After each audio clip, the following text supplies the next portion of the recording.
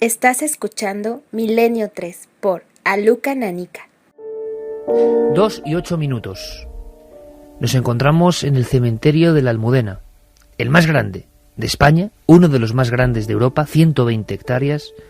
Se asegura que hay 5 millones de cuerpos en toda su historia y cada uno con su propia vivencia y su propio enigma, el enigma de la muerte. Pero hay muchas cosas que tenéis que conocer. Por ejemplo, una voz que sobrecogió a toda España, mediados de los 90, la obtenía el periodista Jesús Quintero, en aquel maravilloso programa llamado Cuerda de Presos. Nos mostró cara a cara, y una cara deforme y terrible, a uno de los grandes criminales que ha habido en España. Escalero, el matamendigos.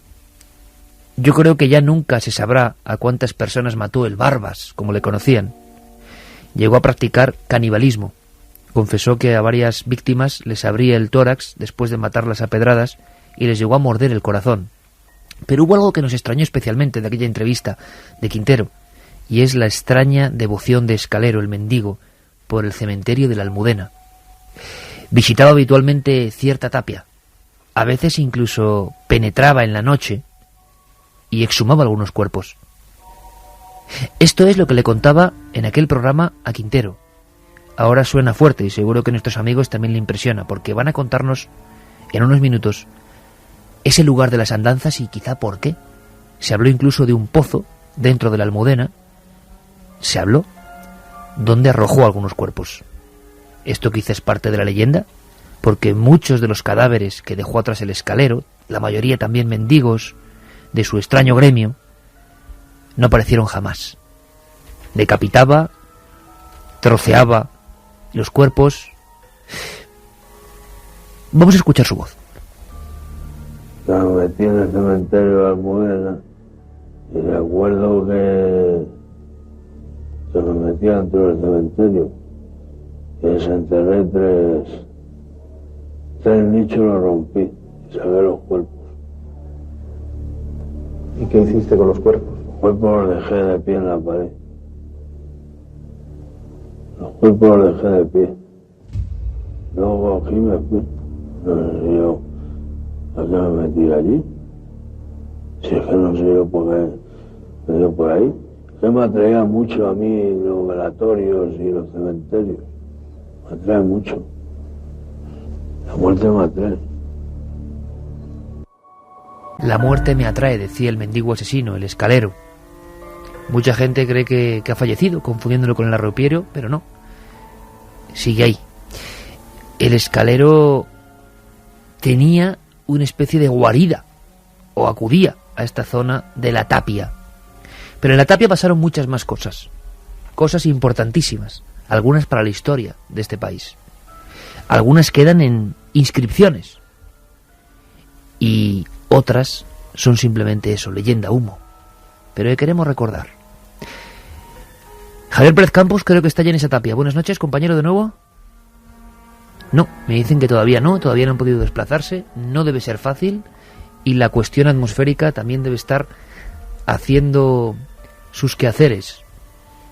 No es sencillo, tenemos allí los compañeros en una unidad móvil, ahora mismo no recibimos su señal, comandados por Faustino Liseda y Raúl González, la unidad móvil de la cadena SER esta noche de Milenio 3, dentro del camposanto de la Almudena.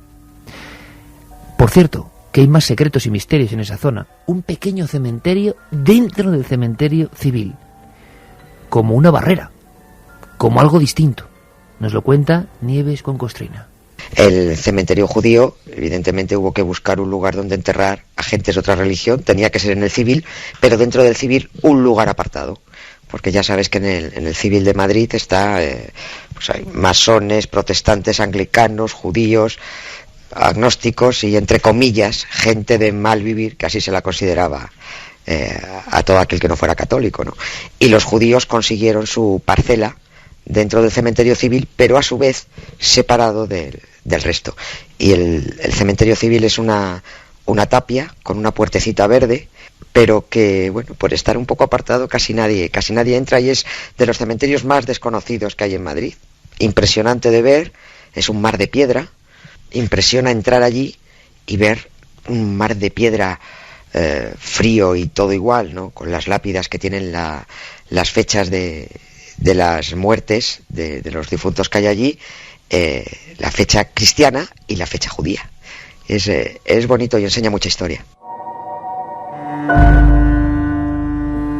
Santiago, las disputas ya no solo en vida, sino en muerte por la tierra, esa especie de exclusión de diferentes religiones, y los judíos, que al parecer, yo esto no lo sabía, no tienen ornamentos en las tumbas, no tienen flores prácticamente, y hay pequeñas piedras nada más. No, de hecho, ahora mismo hay un cementerio judío en la Comunidad de Madrid, en Hoyo de Manzanares, que es un sitio muy ordenadito, efectivamente todas las tumbas casi iguales. El único elemento decorativo es una estrella de David, como mucho, nada evidentemente ni de efigies, ni de estatuas, ni de flores. En algunas tumbas hay piedrecitas de colores con inscripciones, que es costumbre dejar, sobre todo por los judíos askenazis, los que proceden sobre todo de Europa del Este, y que es el equivalente a nuestras flores. Una de las cosas que le da ese aspecto ordenadito es que todas esas tumbas están orientadas hacia el sur, hacia Jerusalén. Y lógicamente pues eso le parece una hilera una formación de soldados. No es uno de los cementerios más curiosos que hay en Madrid, pero hay otros muy curiosos, ¿eh? Hay algunos que nos pueden llegar a sorprender antes de conocerlos, Santi, porque algunos están incluso entre carreteras por las que circulamos muchos casi todos los días. Sí, cementerios entre carreteras. En medio de la carretera, tío. En medio de la carretera, ¿es posible? ¿Cómo va la encuesta, Carlos? Vamos con los resultados de esa encuesta que decías en ikerjimenez.com. ¿Pasaríais una noche en un cementerio? El sí se lleva el 52,3% y el no 47,7%. Bueno, pues sigue esa especie de empate igualadísimo. De cada dos personas, una tiene medio los cementerios y otra, imagino que, ven ellos un lugar de paz y de tranquilidad. Nos están llegando muchas historias a través del 27640 con la palabra clave milenio, 27640. Tenemos activos ese tipo de mensajes por móvil y también milenio3 con número @cadenaser.com. Por desgracia, por errores técnicos, no podemos tener ese lienzo en blanco de los mensajes de cadenaser.com. Pues mira, Iker, por ejemplo, nos llegan las primeras preguntas. Nos dicen si en el cementerio civil está Larra enterrado. ¿Sabemos si está Larra exactamente en el cementerio? Yo tengo entendido que sí, pero no puedo asegurarlo tampoco. Pues claro. Yo tampoco, fíjate. Ahora mismo dudo de si está en el cementerio civil o en el panteón de hombres ilustres que hay al lado del Retiro. Yo optaría más por el panteón de hombres ilustres. Lo investigaremos y lo veremos, pero Larra y otros, por ejemplo, yo tengo un librito muy antiguo, tremendo, sobre la muerte de un extraño pintor, Alenza, seguidor de Goya, que también estaba en un cementerio, en una tumba cochambrosa. Le daba mucho miedo al cronista cómo estaba esa tumba. Es decir, que a veces el reposo de los cadáveres de hombres ilustres empieza a ser un puzzle en Madrid. Más mensajes. Pues fíjate, nos llegan también mensajes que mencionan las luces, las luminarias que nos decía Javier. Dice: mi bisabuelo, que era carretero, una noche pasando por las vallas del cementerio de la Almudena, vio aparecer unas luces sobre las orejas de su mula. ¿Luces? Efectivamente, unas luces. Un carretero, o sea, tienen que ser ya hace mucho tiempo. Historias de Madrid. Nos llegan también mensajes de gente que hace ruta por el extranjero, por ejemplo un camionero que nos dice que hace ruta por Alemania y en su anterior empresa llevaba las excavadoras por la noche a la Almudena para hacer las fosas, y que es impresionante.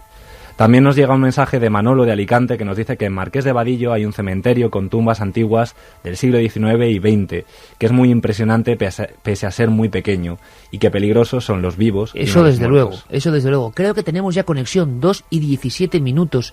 Yo no sé si nuestro compañero Javier Pérez Campos nos puede hablar desde un lugar donde se contaba una de las leyendas, se sigue contando, entre la gente que pertenece a este mundo un poco propio, ¿no?, de los cementerios. Una leyenda que me ha parecido preciosa y al mismo tiempo un poco intrigante, ¿no?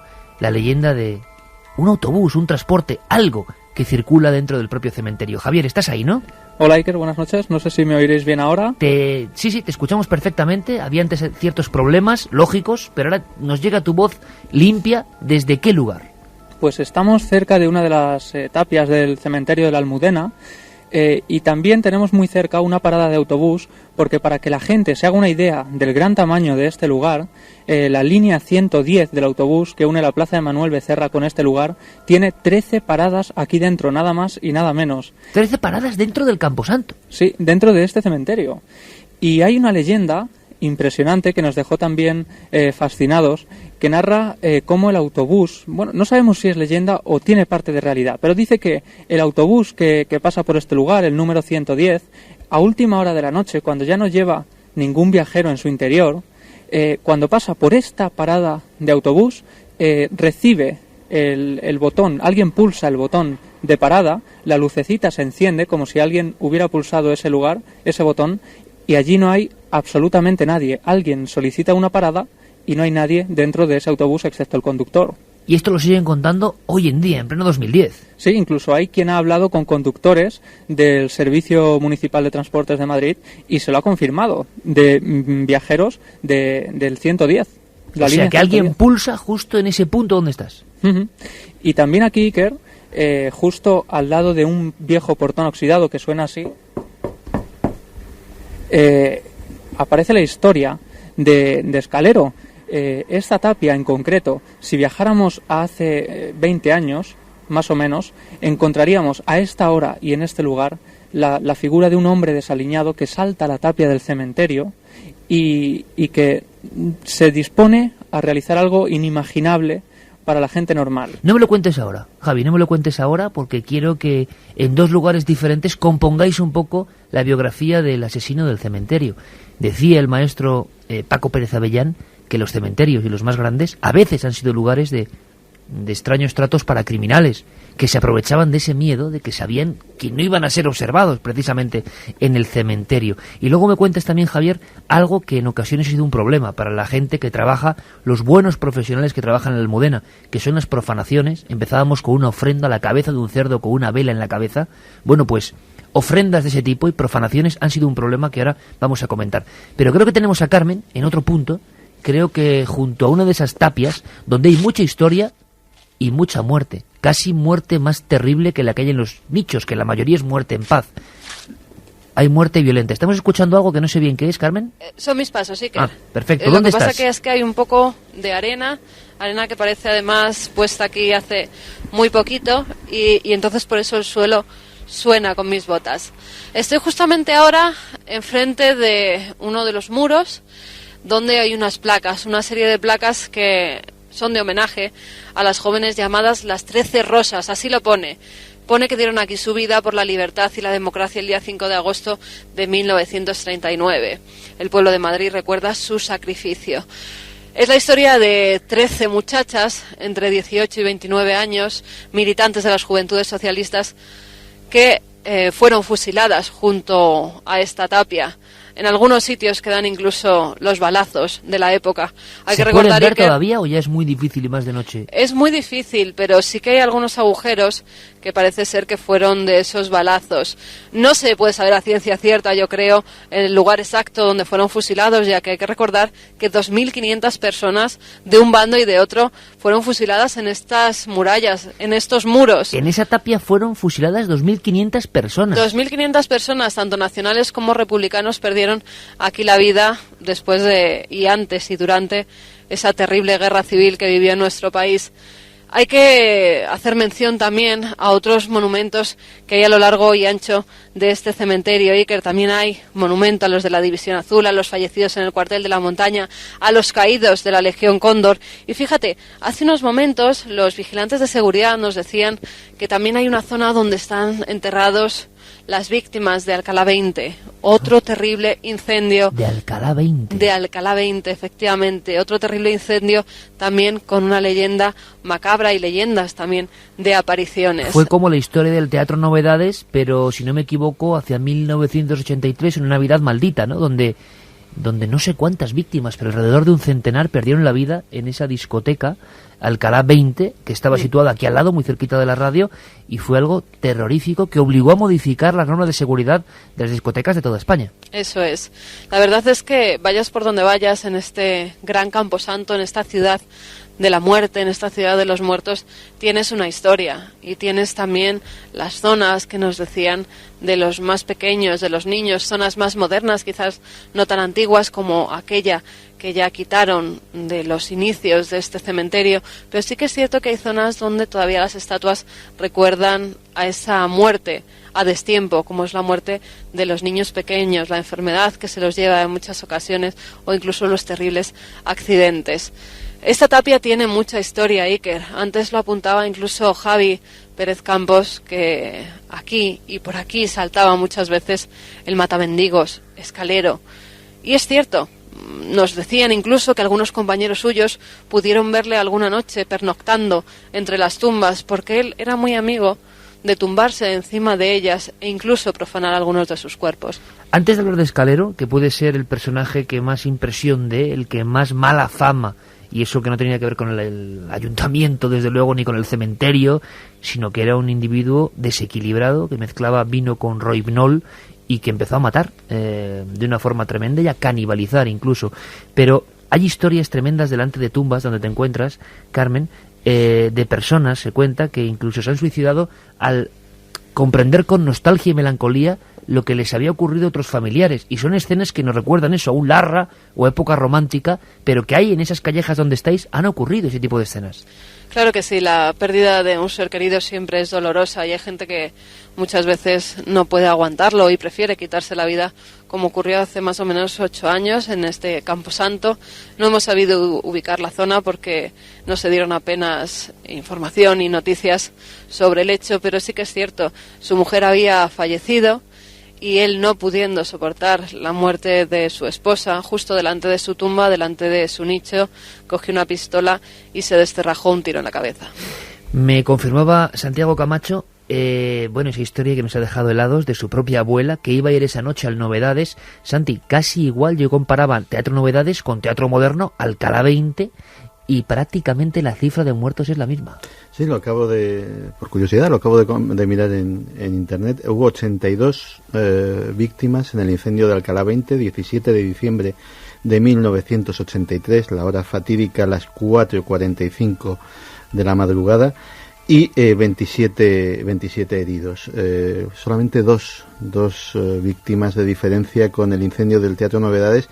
Y teniendo en cuenta eso, que lo mismo el incendio de Novedades, por la época en que fue, la contabilidad no es del todo exacta, a lo mejor hubo víctimas o heridos que fallecieron 1 o 2 días después y no se contabilizaron, y quién sabe si estamos ante algún tipo de macabra casualidad. No, simplemente azar, pero es que es curioso porque Santi, en silencio, me apuntaba 82 muertos para que yo tuviera el dato, y yo he recordado en algún lugar, en algún libro, esa misma cifra, no 80 sino 82, en el Teatro Novedades, la misma, 82. Javi, estás en un punto que quizá es la historia o de las más tristes o de las más sangrientas que ha habido en la Almudena. Ese hombre desaliñado, con el Barbas, le llamaban en la zona del barrio de la Concepción, donde pedía habitualmente a las afueras de una iglesia, salta a la valla. ¿Para qué? ¿Para hacer qué en esa tapia donde estás? Pues concretamente saltaba la tapia de los cementerios, desenterraba los cadáveres de los nichos que tengo ahora mismo alrededor, y los vigilantes lo encontraron una noche con un grupo de 3 personas, de 3 cadáveres colocados sobre este muro en concreto, y confesó que finalmente su macabro plan no pudo llevarse a cabo, ya que estos cadáveres estaban demasiado podridos. ¿Qué pretendía?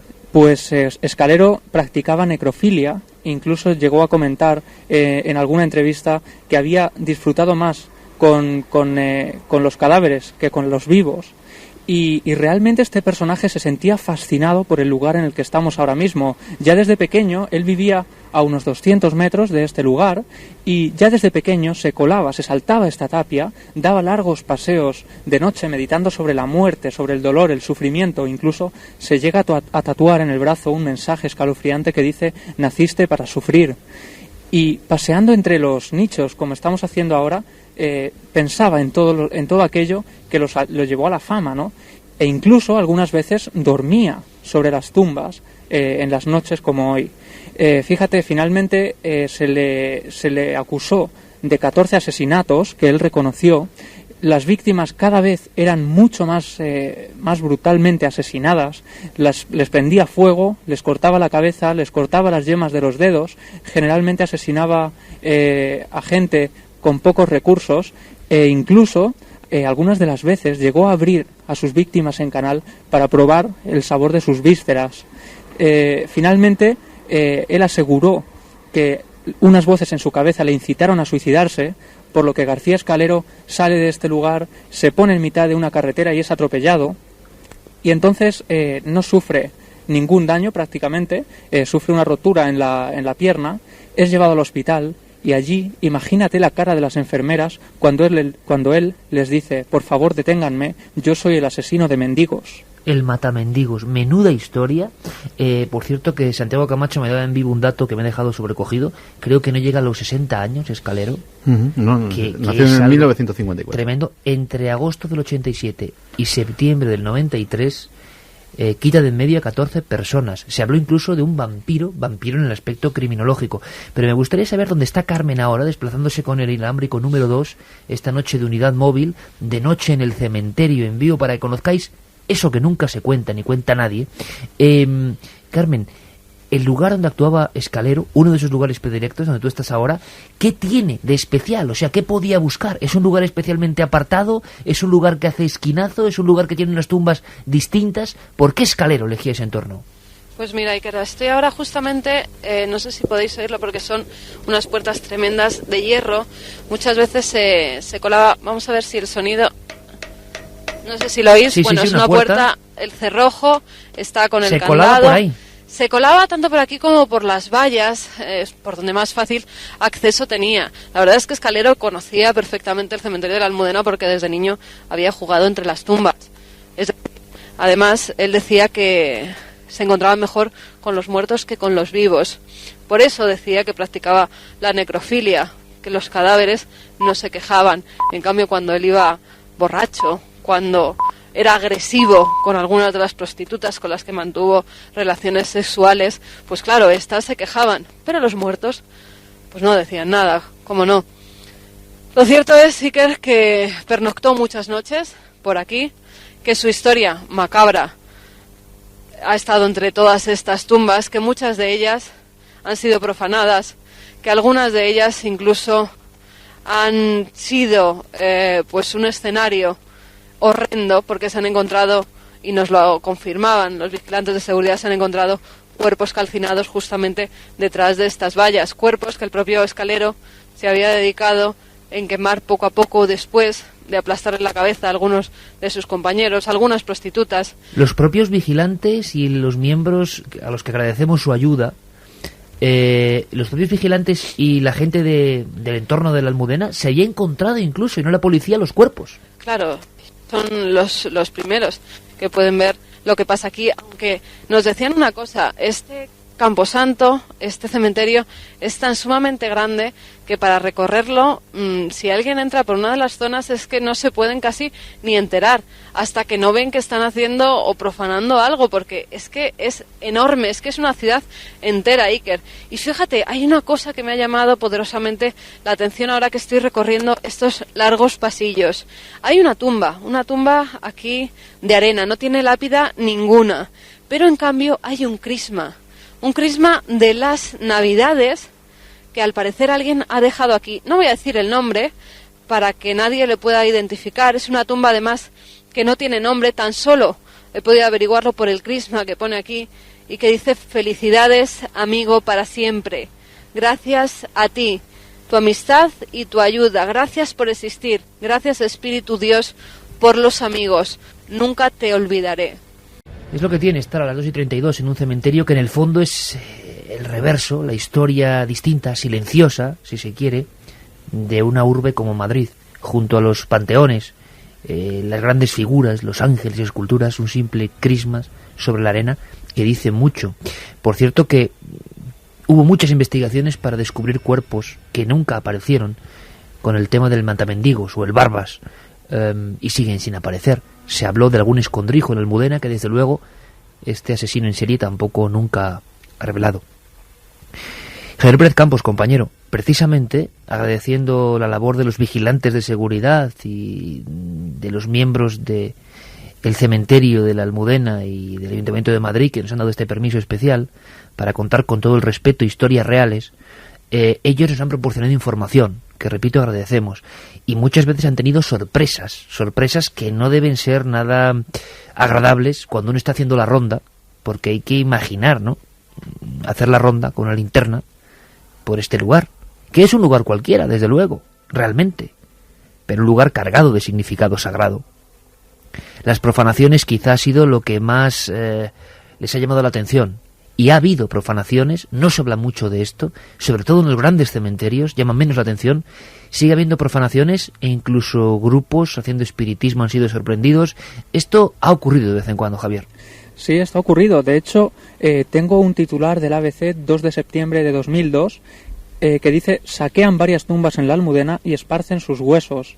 Esto ocurrió, como decía, en septiembre de 2002, durante varias noches. Tuvo en jaque a la Policía Nacional, incluso policía científica también se desplazó aquí pensando que quizá pudiera estar relacionado con el tema de las sectas, y decía que los vigilantes por la mañana del domingo se encuentran varios nichos destrozados, y la cosa no quedó ahí, no quedó en una simple travesura, por así decirlo, sino que además habían desenterrado los cadáveres y habían esparcido los restos alrededor de este gran destrozo que causaron. Carmen, ¿podríamos terminar con la escena que nos puede sorprender hasta dónde llega el espiritismo, las creencias, grupos de personas haciendo incluso la ouija sobre tumbas? ¿Se han hecho denuncias a este respecto?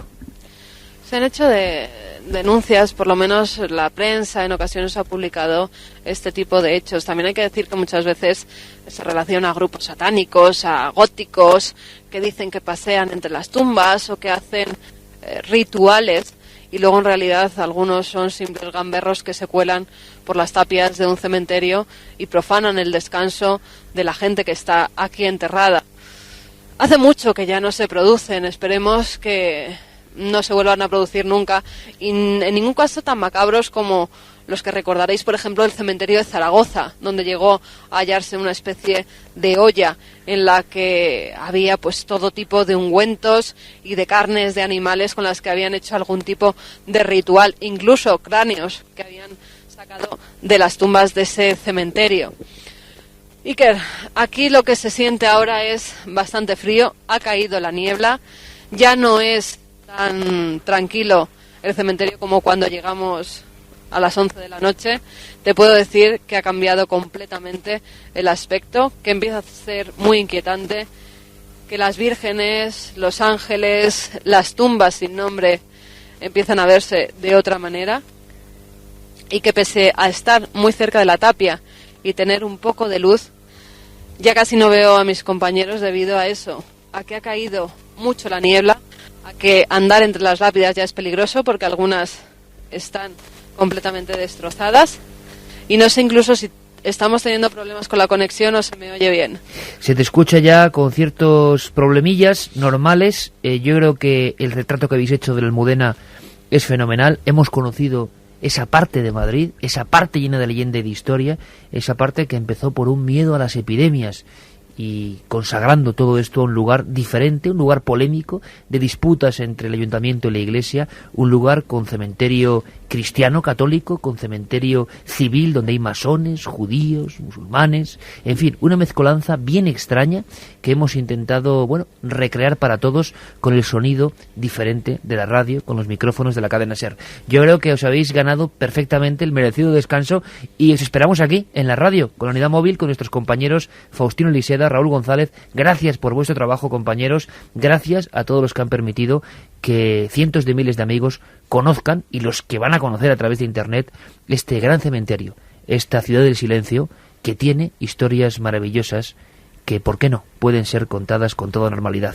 Gracias, amigos. Buen trabajo. Intentaremos llegar ahora, Iker, a la radio para contaros nuestras impresiones. Y Iker, una última cosa también a nivel personal que nos ha ocurrido a Carmen y a mí. Llevábamos varias linternas, una de ellas se nos ha quedado sin pilas, recién cargada, a la entrada del cementerio, nada más bajarnos del coche, y mi cámara también, que había sido cargada, las pilas eran nuevas, las acababa de poner nada más entrar también en el cementerio, igualmente 3 fotografías y se ha quedado sin nada de batería. Bueno, todo un clásico. Ahora nos contáis, amigos, os esperamos. Gracias por la crónica. Gracias. Hasta ahora.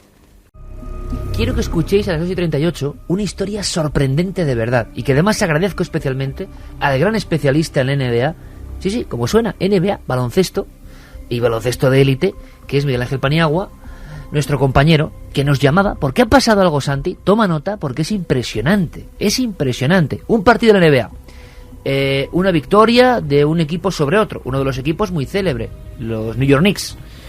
¿Qué tiene que ver esto con el misterio? Yo creo que es el propio Paniagua el que nos lo va a ir contando. Preparaos, porque es de esas historias made in USA, pero que, en fin, sorprenden de verdad.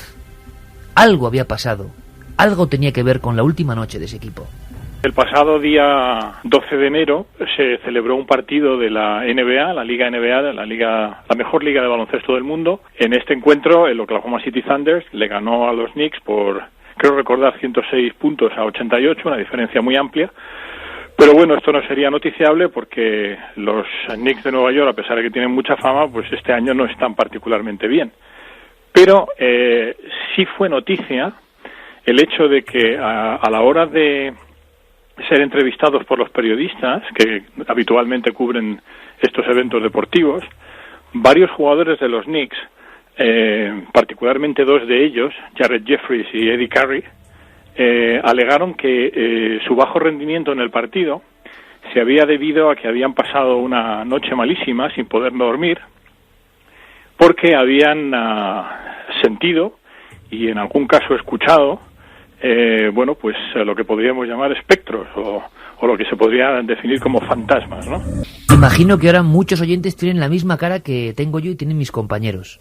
Dos estrellas de la NBA, multimillonarios, con firmas publicitarias, con el trajín tremendo que tienen los partidos de la NBA, y de repente se descuelgan con estas declaraciones y seriamente afectados, por lo que parece.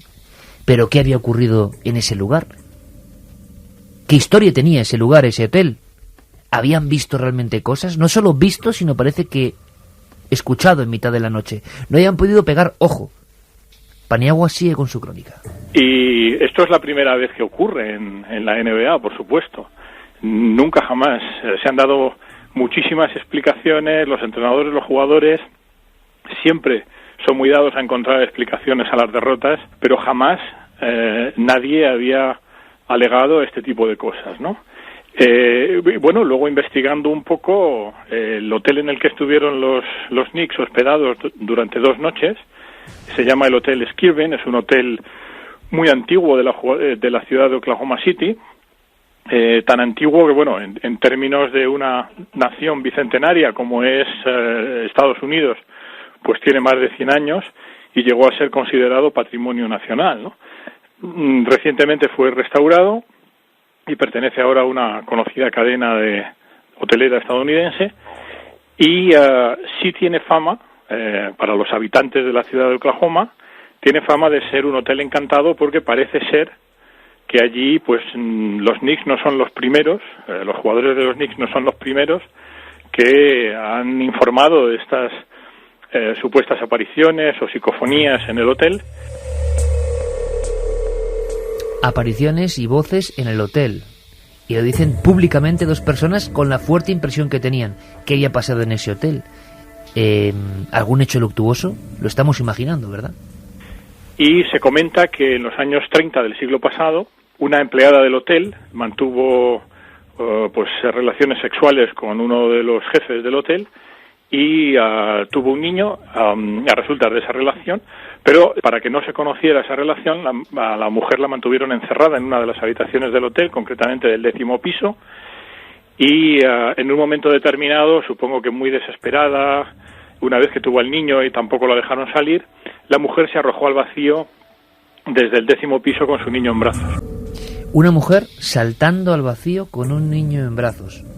¿Queda algún elemento sorprendente para esta historia que viene de hace 3 días de Estados Unidos y que nos trae el corresponsal de la NBA, Miguel Ángel Paniagua? Pues sí, queda un dato que es el que ya cierra esta historia. Bueno, lo que sí te puedo decir es que, curiosamente, los 2 jugadores de los Knicks que alegaron haber tenido esa situación paranormal, las habitaciones de estos jugadores estaban ubicadas en el 10º piso, precisamente. ¿Cómo os quedáis, Carlos, Santi, vaya cara que me ponéis. Es una de esas historias americanas pero con personas tan relevantes que sorprende que se haga público. Pues sí, la verdad, mientras estábamos escuchando a nuestro corresponsal, estaba viendo las páginas estadounidenses, sobre todo las especializadas en NBA y todo esto, y me reitero en una cosa que he dicho siempre, que es el tremendo mérito que tiene todas las personas que comparten sus historias con nosotros en Milenio 3 o en cualquier otro medio de comunicación. Porque yo no dudo de lo que hayan visto estos jugadores, ni dudo de su honradez, ni dudo de su ingenuidad al contarlo.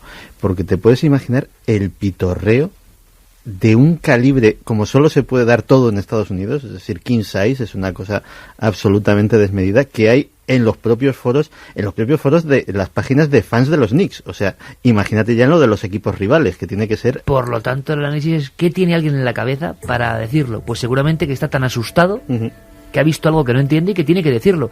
Y la inmensa mayoría de cabestros y becerros, de los cuales el mundo está lleno, solo tiene pues más que la risotada, el pitorreo, porque no pueden entender que a otro le haya pasado algo que no cabe en su cabeza. Pero la gran pregunta para alguien medianamente inteligente, que por fortuna son muchos, y están muchos al otro lado, es: algo tiene que dar una impresión tan fuerte en el alma y el cerebro de estas personas, sea quien sea, que no importa, porque saben lo que les va a venir encima, y lo cuentan. Eso es increíble. Lo cuentan a pesar de todo y de todos, podríamos decir. En fin, una historia que viene de la NBA, que nos deja helados, nombres, apellidos. Ahora, pobrecillos, el calvario que se les viene encima. ¿Entendéis por qué mucha gente importante que ha vivido cosas, que le han ocurrido cosas, y nosotros podíamos contar, en fin, de gente importantísima? ¿Por qué va a contarlo? Si enseguida la gran masa, esa que tanto sabe, que tan bien educada está, que tanta cultura tiene, evidentemente, se va a reír, como el que se ríe de lo desconocido, en fin.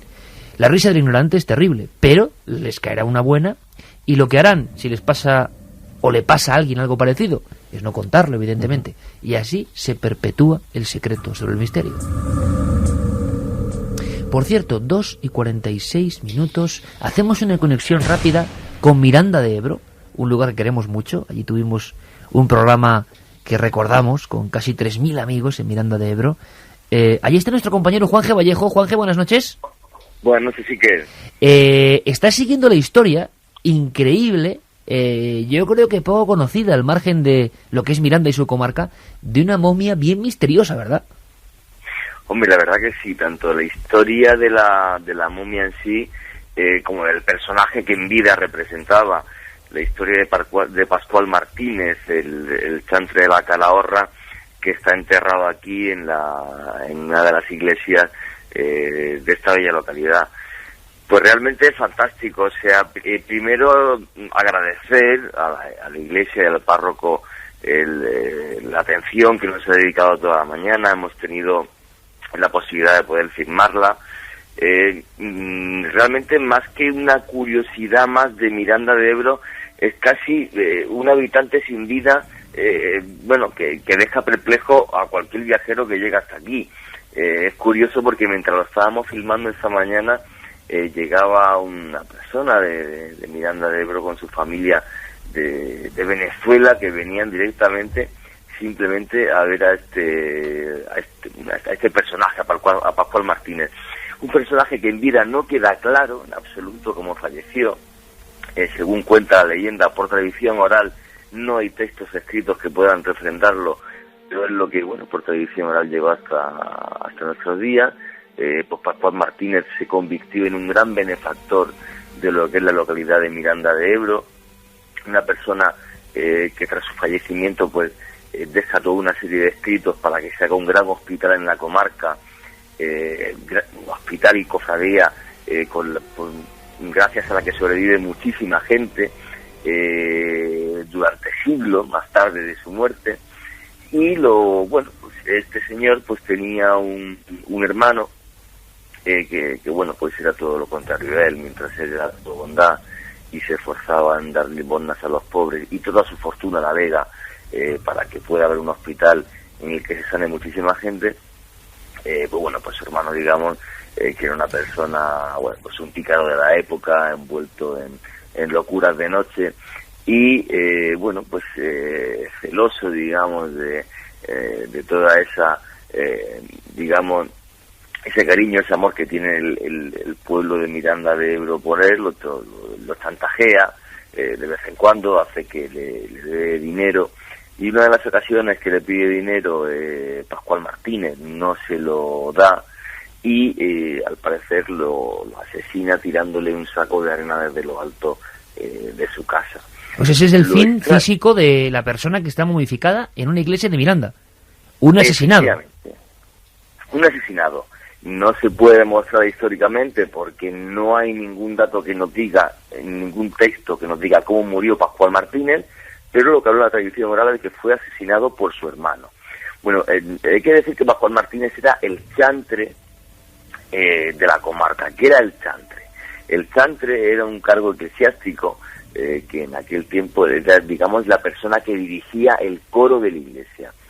Pero no debemos quedarnos ahí ni mucho menos. El chantre realmente era la persona que tenía más poder en toda la comarca después del obispo, ya que él no solamente dirigía el coro, sino que además era una persona con una gran cultura, era el encargado también de hacer de juez en los juicios eclesiásticos, que en aquel tiempo llegaban no solamente desde una disolución matrimonial hasta, por ejemplo, pugnas que había entre diferentes territorios y diferentes comarcas por ciertos derechos, o a la hora de pagar impuestos a la iglesia, hasta dónde tenían que pagarse. O sea, el chantre realmente era una persona... O sea, tenemos, Juanje, el retrato de una persona bastante importante, o sea, no un cualquiera, muy benefactor, y encima, de alguna forma, juez eclesiástico.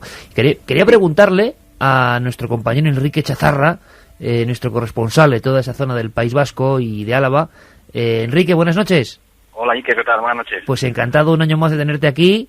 El Igual, chantre, habíamos oído hablar de él muchas veces, ¿no? Sin conocer bien la historia.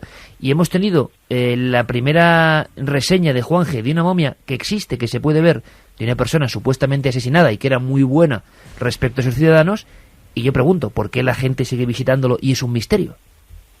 Sí, además lo curioso de este cuerpo incorrupto no es como en otros casos de incorrupción, ¿no?, de algunos santos, de algunos cuerpos que hay en muchos puntos de nuestro país, porque suele haber una veneración religiosa, ¿no?, porque, bueno, tienen fama de milagreros, o se les suele pedir algún tipo de milagro, de favor, sino más bien el chantre, lo que tiene, la gente se acerca a él como una curiosidad histórica y una curiosidad por ver su cuerpo, ¿no?, su cuerpo momificado, que de alguna manera, pues eso, llama la atención porque, por ejemplo, en crónicas, incluso, bueno, hemos podido comprobar ligeramente nosotros hoy mismo, cuando estábamos ahí con el párroco y con cronistas locales en la iglesia de Santa María, pues como este cuerpo tiene cierta elasticidad, digamos, una cualidad, una peculiaridad que es bastante atípica, que yo diría, totalmente anormal en lo que es una momia, porque una momia, digamos, una de sus características es que está totalmente rígida, ¿no?, y cualquier contacto, cualquier movimiento, pues la resquebraja. En cambio, en el caso del chantre, pues tiene una cierta elasticidad que ya en algunas crónicas antiguas pues ya se hace gala de la misma, como, digamos, curiosidad, ¿no?, de su cuerpo. ¿Y el aspecto en sí cómo es? ¿Como esos incorruptos que parece que realmente están durmiendo?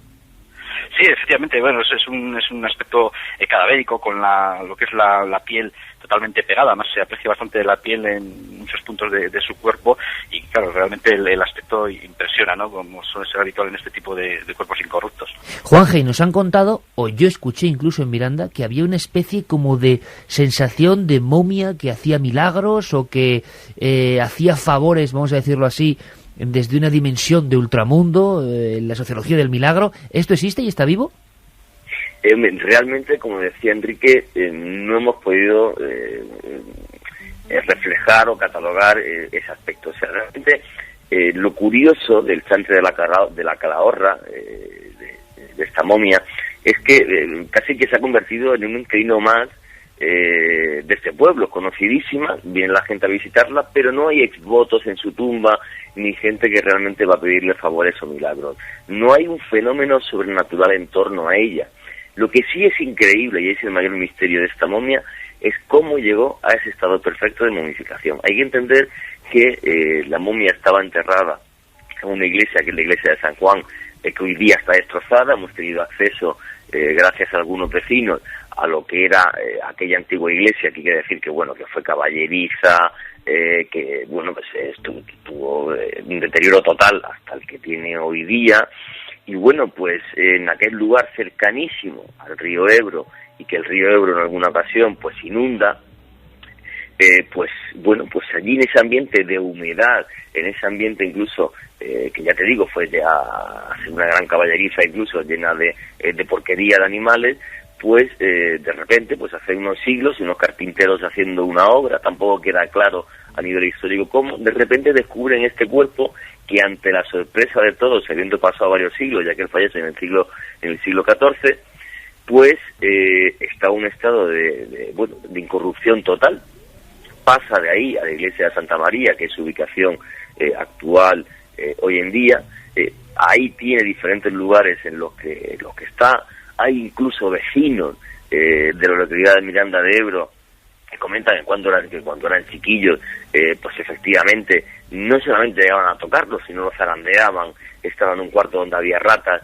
Y lo que es increíble, y lo puede corroborar también Enrique, es que cuando nosotros tenemos hoy acceso al cuerpo, la verdad que el párroco se ha portado de una forma excepcional, nos han quitado el cristal que envuelve a la momia de Pascual Martínez para que podamos verla. Lo increíble, y lo que yo estaba hablando allí con los compañeros, es que lo normal en un caso de momificación natural como es este, si el cadáver estuvo tumbado, lo más normal es que la humedad hubiera ido hacia la zona de la espalda, estando, digamos, en una losa de piedra, que es donde estuvo, en un ambiente muy húmedo, lo cual ya también hace muy extraño su momificación. Pues la parte de la espalda, la parte de los gemelos y el cuádriceps en las piernas, lo normal es que se hubiera corrompido, como otras momias que he estado grabando, por ejemplo, como la de Sancho IV de Castilla, que se nota la posición en la que estaba. Y está perfecto. Pues perfecto, no, perfectísimo. Madre mía, Enrique, incluso yo he escuchado y sabido que quizá, siendo uno de los incorruptos más antiguos que hay en España, y más en ese estado que nos estáis contando, pudo haber algún tipo de trucaje, de solución química, de algún tipo de líquido de la incorruptibilidad que fuese probado sobre este cuerpo extraño de Miranda de Ebro. ¿Se ha comprobado o se han hecho estudios? Pues no, y además un poco yo creo que corrobora la autenticidad de esa momificación natural, entre comillas, es que bueno, el maltrato que ha sufrido a lo largo de su historia por los distintos emplazamientos a los que se ha visto sometido y por las condiciones, como decía Juanje, de humedad y de, digamos, ese maltrato general, pues han descartado totalmente esa posibilidad, ¿no?, de que alguien haya manipulado, que también lo hemos comentado allí con los cronistas de la zona, y dicen que, vamos, que totalmente descartado, porque hasta cierto punto, incluso en algunos de los emplazamientos, sobre todo en la iglesia de Santa María, pues el cuerpo del chantre andaba de aquí para allá porque molestaba, porque no sabían dónde ponerlo. Es decir, no había, digamos, una veneración excesiva, y entonces tampoco interesaba que estuviese o no pues incorrupto, ¿no? Entonces, bueno, esos son pistas y son argumentos pues que descartan de alguna manera pues esa posibilidad que estás comentando. Bueno, os dejamos con vuestra investigación, me parece curiosísimo, un incorrupto perfecto, entre comillas, del siglo XIV, que molestaba y que tiene historias bien curiosas. En fin, quizá fue una solución encontrada por amigos o enemigos del chantre para mantenerlo ahí, y que sigue testigo de la vida diaria en Miranda de Ebro. Nuestros compañeros están investigando una de las momias, sin duda, como tantas otras, curiosísimas de nuestra piel de toro. Juan Enrique, muchísimas gracias, amigos. Esperaremos resultados de esa investigación. Muy bien, un abrazo ahí que...